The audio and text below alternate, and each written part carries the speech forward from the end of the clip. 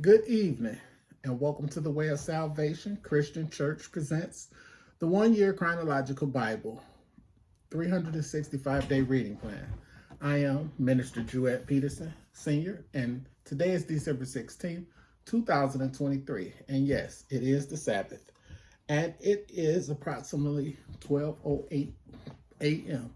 So we are in the eve of the Sabbath. So happy Sabbath to you. And we'll be reading day 90. I apologize. We'll be reading day 90 of our plan. And we'll be reading from the New Living Translation. And day 90 consists of, Joshua chapter 1. No, we're out of Joshua. We're done with Joshua. Moving on to Judges. So it's Judges chapter 1, Judges chapter 2, and Judges chapter 3, verses 1 through 30. The word of the Lord says in the New Living Translation, Judah and Simeon conquer the land. Verse 1. After the death of Joshua, the Israelites asked the Lord which tribe should go first to attack the Canaanites. The Lord answered, Judah, for I have given them victory over the land. The men of Judah, see how he said I've given them victory, like he said it before they did it. Verse 3, the men of Judah said to their relatives from the tribe of Simeon, join with us to fight against the Canaanites living in the territory allotted to us. Then we will help you conquer your territory. So the men of Simeon went with Judah. When the men of Judah attacked, the Lord gave them victory over the Canaanites and Perizzites, and they killed 10,000 enemy warriors at the town of Bezek. While at Bezek, they encountered King Adoni-Bezek and fought against him, and the Canaanites and Perizzites were defeated. Hazani-Bezek escaped, but the Israelites soon captured him and cut off his thumbs and his big toes. Adoni-Bezek said, I once had 70 kings with their thumbs and big toes cut off, eating scraps from under my table. Now God has paid me back for what I did to them. They took him to Jerusalem, and he died there. The men of Judah attacked Jerusalem and captured it, killing all its people and setting the city on fire. Then they went down to fight the Canaanites living in the hill country, the Negev, and the western foothills. Judah marched against the Canaanites in Hebron, formerly called Kiriath Arba, defeating the forces of Shishai, Ahiman, and Talmai. From there, they went to fight against the people living in the town of Debir, formerly called Kiriath Sepher. Caleb said, I will give my daughter Aksha in marriage to the one who attacks and captures Kiriath Sepher. Younger Othniel, the son of Caleb's younger brother, Kenaz, was the one who conquered it. So Aksha became Othniel's wife. When Aksha married Othniel, she urged him to ask her father for a field as she got down off her donkey. Caleb asked her, what's the matter? She said, let me have another gift. You have already given me land in the Negev. Now please give me springs of water too. So Caleb gave her the upper and lower springs. When the tribe of Judah left Jericho, the city of palms, the Canaanites, who were descendants of Moses' father-in-law, traveled with them in the wilderness of Judah. They settled among the people there near the town of Arad in the Negev. Then Judah joined with Simeon to fight against the Canaanites living in Zephath, and they completely destroyed the town. So the town was named Hormah.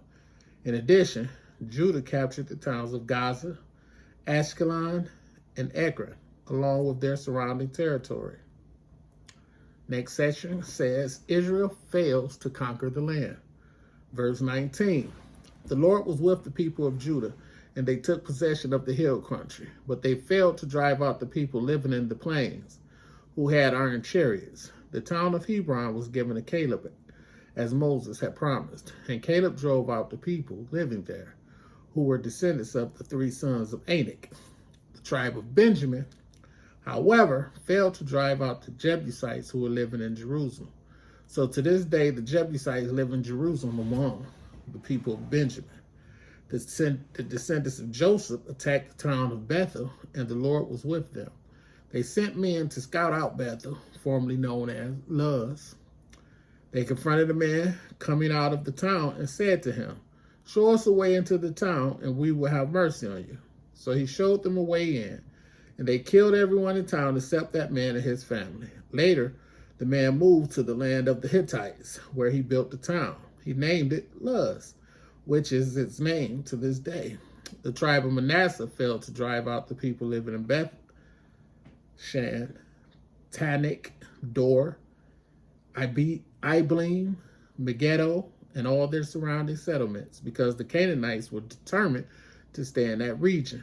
When the Israelites grew stronger, they forced the Canaanites to work as slaves, but they never did drive them completely out of the land. The tribe of Ephraim failed to drive out the Canaanites living in Gezer, so the Canaanites continued to live there among them. The tribe of Zebulun failed to drive out the residents of Kitron and Nahalil, so the Canaanites continued to live among them, but the Canaanites were forced to work as slaves for the people of Zebulun. The tribe of Asher failed to drive out the residents of Akkah, Sidon, Aklab, Akzib, Helbah, Aphik, and Rehob. Instead, the people of Asher moved in among the Canaanites who controlled the land, for they failed to drive them out. Likewise, the tribe of Naphtali failed to drive out the residents of Beth Shemesh and Beth Anath. Instead, they moved in among the Canaanites who controlled the land. Nevertheless, the people of Beth Shemesh and Beth Anath were forced to work as slaves for the people of Naphtali. As for the tribe of Dan, the Amorites forced them back into the hill country and would not let them come down into the plains. The Amorites were determined to stay at Mount Heres, Ajalon, and Shalbim. But when the descendants of Joseph became stronger, they forced the Amorites to work as slaves. The boundary of the Amorites ran from Scorpion Pass to Selah and continued upward from there. Judges chapter 2. The Lord's messenger comes to Bochim. Verse 1. The angel of the Lord went up from Gilgal to Bochim and said to the Israelites, "I brought you out of Egypt into this land that I swore to give your ancestors. And I said I would never break my covenant with you. For your part, you were not to make any covenants with the people living in this land. Instead, you were to destroy their altars. But you disobeyed my command. Why did you do this?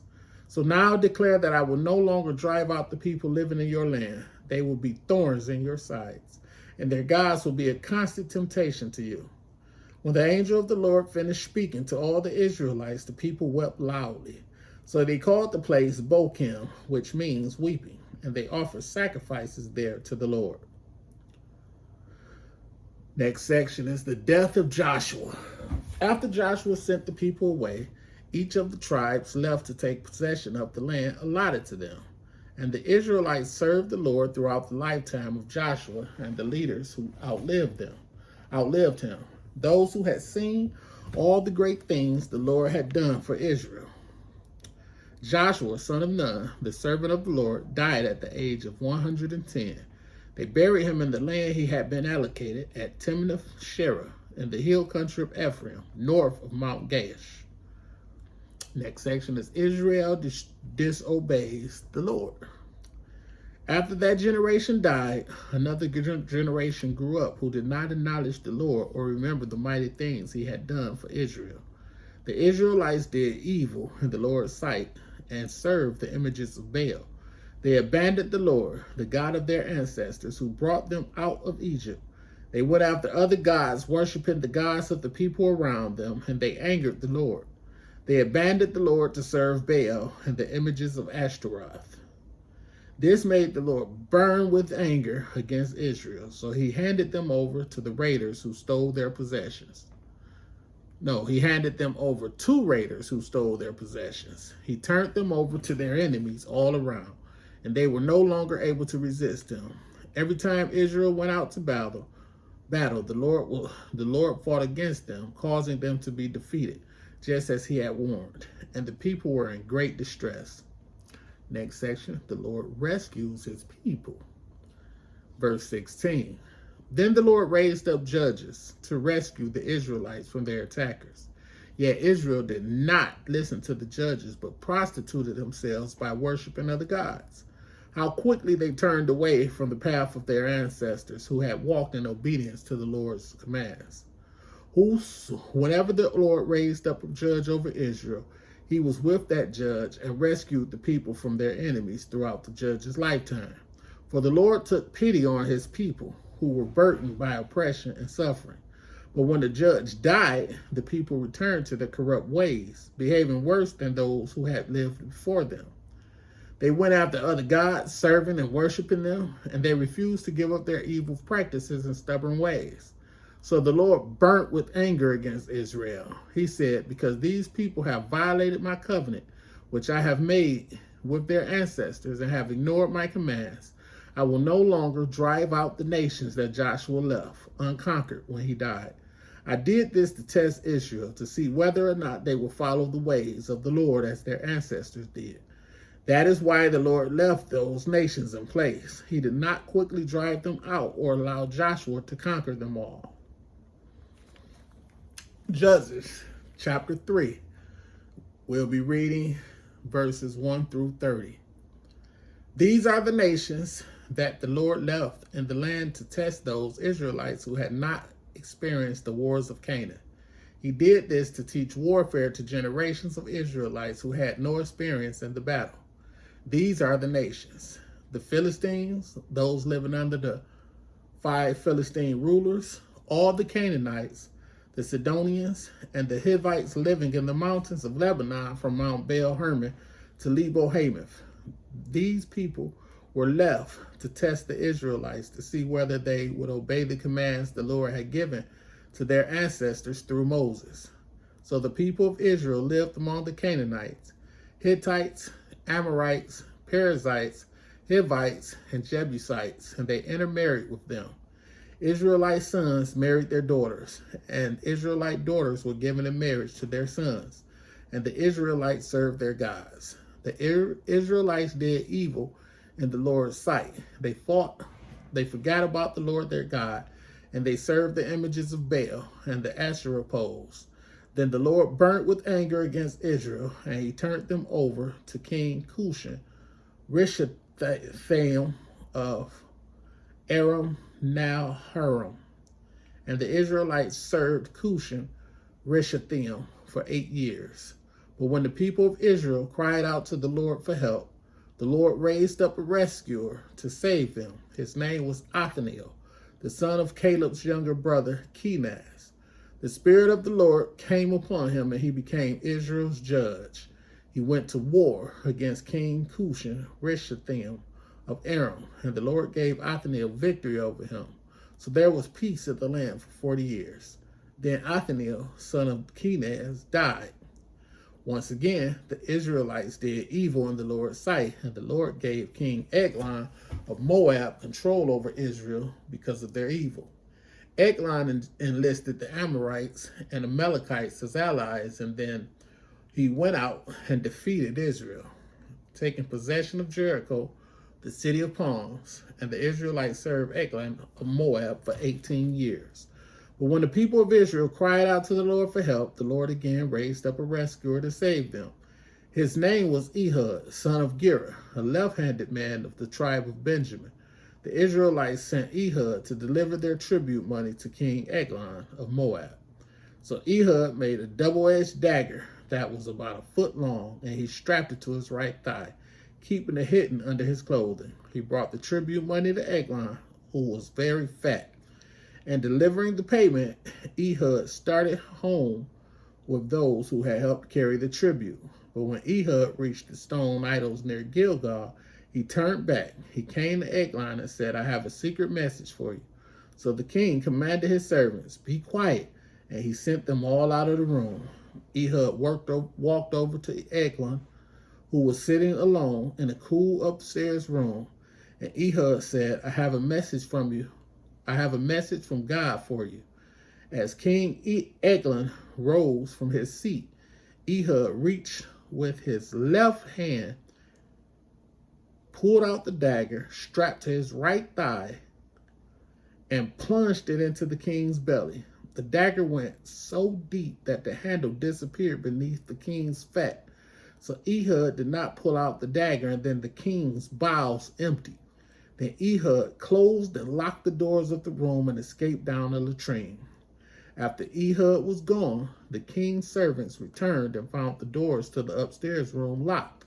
They thought he might be using the latrine in the room, so they waited.